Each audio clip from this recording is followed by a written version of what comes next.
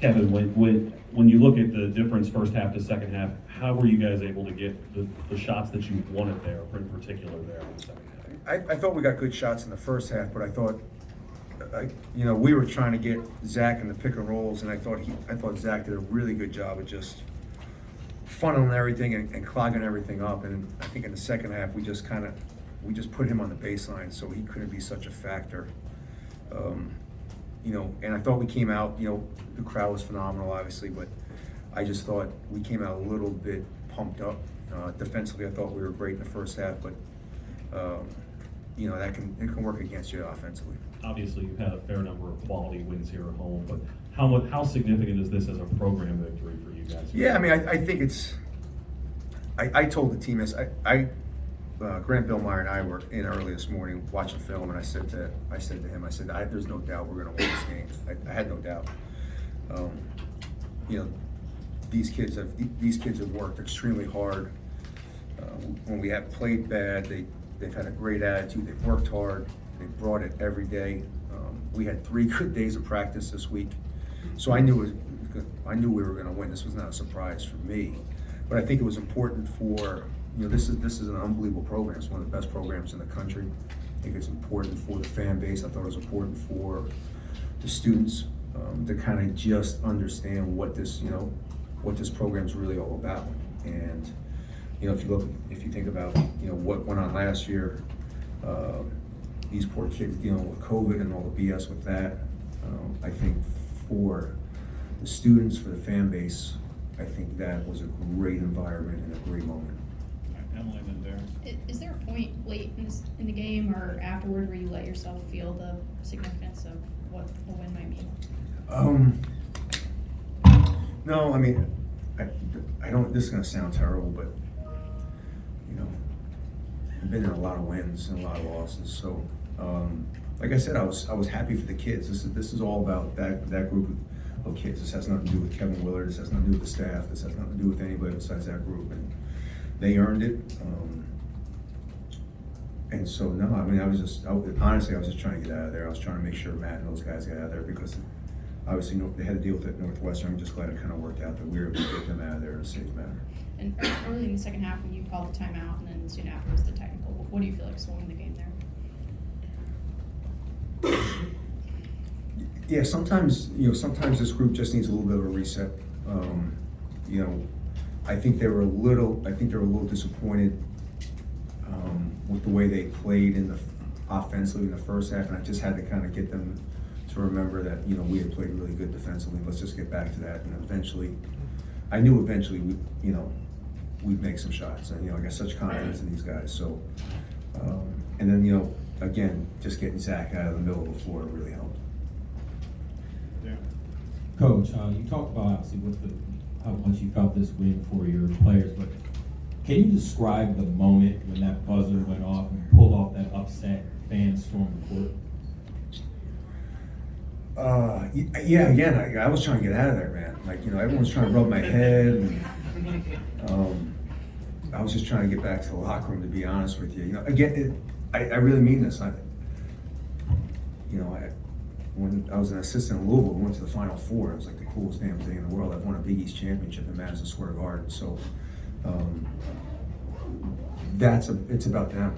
It's what college basketball is all about, especially this time of year. So for me, it was just making sure, like, they didn't rub my head, and, to the point of, like, I just wanted to get out of there, man, and get back and just get a water. What was the locker room like? Locker room was awesome. That was special. The locker room was awesome. Like I said, the court storming was for the students, for the fans. The locker room was what it was all about. It was great. I told them I was very proud of them. I told them that they earned it. They've worked hard. 10 months ago, we put a roster together in a month and a half, and a lot of kids had to buy into what our vision was for this program. I knew where we would get, but Jameer Young had he wanted to finish his career playing in the NCAA tournament. I told him, if he comes and plays for me, that's what we're going to do. And so guys had to buy in. Guys had to believe in what we were doing. So that moment for me was really special. Kevin, you talked about how this is for the players, for the fan base. What does it mean to help deliver this moment for the players and the fan base?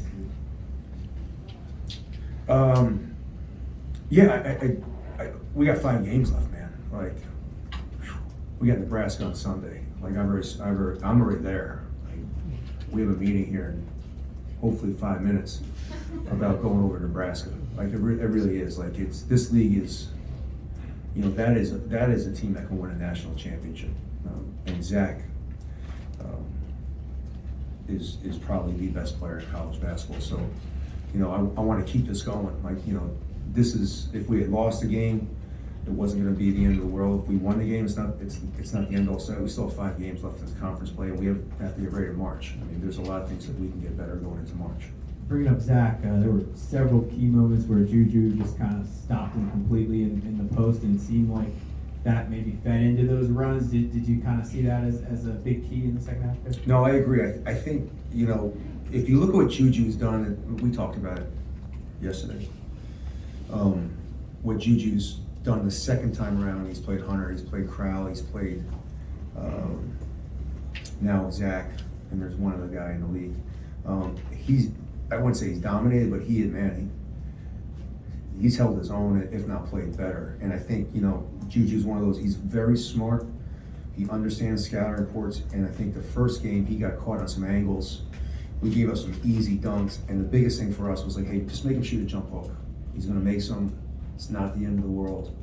And I think he just made it difficult for him, and he didn't give any angles where he got anything easy. Good Dave and then Barry. Kevin, Purdue led the Big Ten in rebounding margin entering this evening. You guys out-rebounded them by 12, 18-7, I think, in the second half. What was the approach? What was the execution? Yeah, great coaching. We decided to give up a lot of layups in the first half. I think they shot, who were they? They shot 48%. The biggest thing for us was trying to make sure that, they didn't shoot threes. Like, you can't stop Zach and give threes up. And so, I thought Braden Smith played great. I thought we were giving up layups, but that was kind of the game plan. Like, we were okay with him going in there shooting layups. So I think a lot of it had to do with the fact that, we made them work. I thought the press was great. We didn't turn them over. But this press isn't designed to be a turnover press. And I thought we got them spaced out a little bit where they weren't able to get, first and deal us close to the basket. And back to Julian, 3 of his 5 baskets came in that stretch where you guys went from down 40 or, to when you guys took the lead for good. How important was he in that? Yeah, I think Julian is, I take Julian over any center in this league. Barry. Ken, real quick, why, watching tape this morning, were you so convinced you were going to be the team that's only lost the game? We had 3 great days of practice. Like, I don't practice long this time of year. I think I go for like an hour, maybe at the most. We watched like 30 minutes of film, we lift, and then we were on the court for a total of an hour maybe. And these guys didn't want to get off the court. These guys wanted to keep practicing. They understand what we wanted to do. They had a great attitude, 3 great days of practice. So I was like, man, we're going to win this game. I mean, they're locked in. They were locked in last night at film. We watched film night before games late at night, and they were all locked in. They knew every answer to the scouting report. We tried to trick them and throw them, and they were locked in. So I just had a lot of confidence because of the way they worked. And you're like, whatever it is, 25 or 26 games into your career here. I mean, what point do you think you're at in terms of building a foundation that's sustainable? Oh, we're going to sustain this. Like, this isn't. We're there. I mean, we got the number 13 recruiting class in the country. We've won some pretty big games. We've won on the road. We've won neutral site. I think the biggest thing, that group has laid the foundation down. Every recruit that came watch us work, every recruit that watches us practice, every high school coach that comes watching us practice, they all love it. They all love what we're doing. And it's one of those things that, this is, Damon and I talk about it all the time. This is not just a one-year thing. This is a long-term thing. And with a building like that, now I can see why, Gary's so pissed that Cole Fieldhouse got, turned into a really nice football. Gentlemen, check. Coach, you mentioned yesterday that Purdue being arguably the most physical team in the country. How do you feel your guys competed in terms of physicality and intensity on both ends of the floor tonight? No, I thought, you know, again, I thought our press was able to negate a lot of their physicality.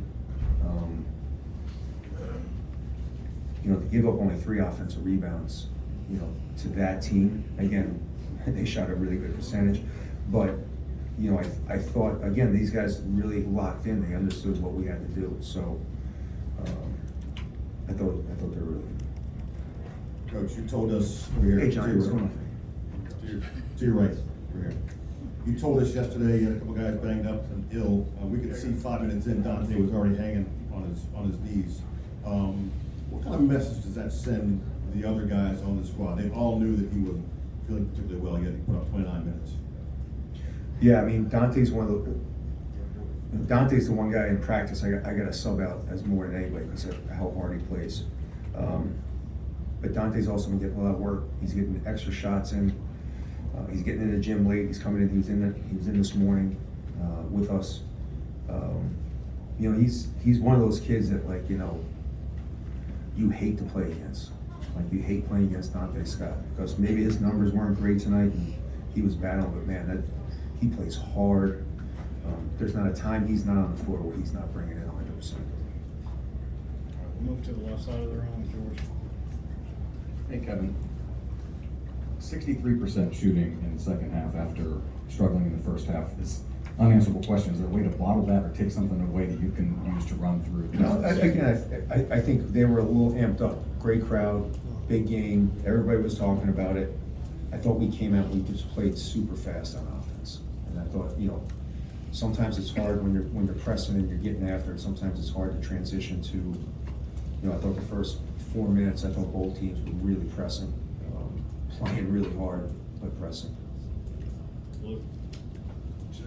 During your opening press conference to the media, you were talking about your tour around Maryland. You were talking about how special it was. When you see everything come together like it is today, the choice that you made to come to Maryland and everything coming together, did it kind of hit you that, you know what, it's all coming together the way you want it to, in a way?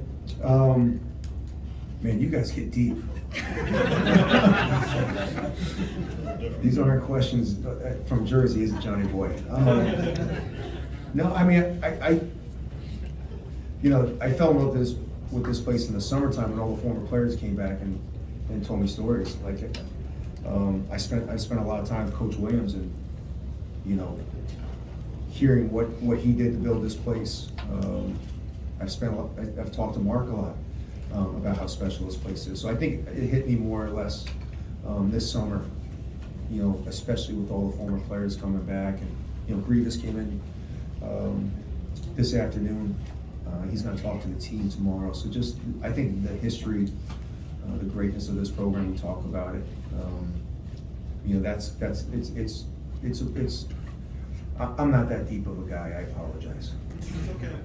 All right, last two, Judith and Kevin. Oddly enough, my question kind of got stolen. It's okay. I'll answer it again. What? I'll answer it again. You can have it. Oh, okay. It was just about like the rebounding and how the second half, I mean, just Purdue was all missing their shots and you guys seemed, I guess, I don't know in basketball there's such thing as 50-50 balls, but you guys were seeming to get all those like rebounds 50-50 balls. Yeah, I thought Pat came in and gave us a huge boost. I thought his energy, he grabbed 2 huge rebounds, one offensive that we scored, and one defensive, and I really thought Pat came in and gave us like 15 monster minutes, and I thought his energy in the second half, you know, he got on the loose ball. I thought that changed everything. Kevin, that's being difficult to shut down Purdue's shooting. That was the focus coming into the game. Smith got going, but Boyer never really did. What about the job you guys did over there? Yeah, I mean, you know, we were going to live with Braden Smith. He's a good player, man. That kid's tough as nails. But, like, you know, you just got to pick your poison. And the three balls are killer, especially when Zach gets so many easy ones. So, you know, Lawyers, both those freshmen have played well. Does the Big Ten have an all-freshman team? They do.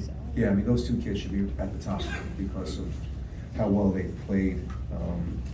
But you gotta kind of pick your poison, so that I thought the easier, you know, Braden has the ball in his hands all the time, so you're gonna give up some things to him, and that was kind of our game plan a little bit, just to, you know, make sure, again, you can't let Gillis, you can't let Lawyer, you can't let all these other guys get you, and so that's why we gave up so many layups in the first half. It was kind of by design.